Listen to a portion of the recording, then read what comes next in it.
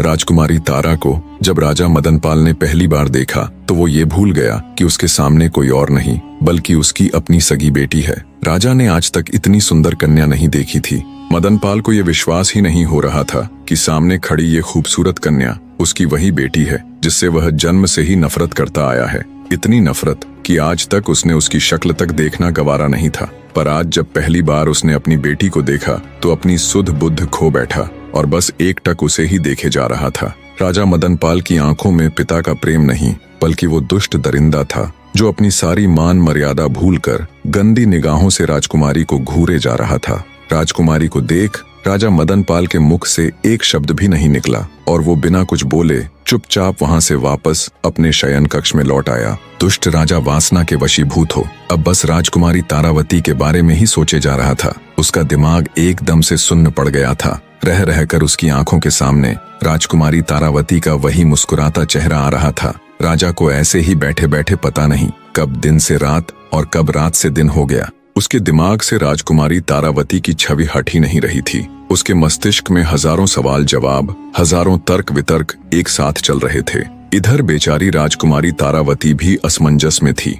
जिस पिता से मिलने के लिए वो इतनी आतुर थी, जिस पिता को उसने पैदा होने के बाद अपने जीवन में आज पहली बार देखा था, पहली बार मिली थी। पता नहीं क्यों पर उससे मिलने के बाद राजकुमारी को लेश मात्र भी खुशी महसूस नहीं हो रही थी। वो तो ये सोच सोच कर परेशान थी कि उसे उसके पिता के चेहरे पर ऐसे कोई भाव नजर ही नहीं आए कि वो अपनी उस बेटी से मिलने आए हैं जिसे उन्होंने 18 वर्ष तक नहीं देखा। उल्टा उनके चेहरे पर तो वे भाव थे जो एक लोभी पुरुष के चेहरे पर किसी सुंदर स्त्री को देखने पर आते हैं। उधर जब राजा मदनपाल को यह एहसास हुआ कि सुबह हो चुकी है तो उसने तुरंत अपने नौकर को आदेश देकर घोड़ा गाड़ी तैयार करने को कहा। आनन फानन में बावरा सा हुआ राजा घोड़ा गाड़ी में बैठ जंगल की तरफ एक साधु महात्मा के ठिकाने की ओर चल पड़ा। कुछ ही देर में राजा अपने नौकर के साथ साधु महात्मा जी के ठिकाने पर जा पहुंचा। राजा ने साधु जी को प्रणाम किया और बैठ गया। इतनी सुबह सुबह राजा को अपने पास आया देख थोड़े आश्चर्य से साधु जी बोले, कहो वत्स, आज इतनी सुबह सुबह कैसे आना हुआ?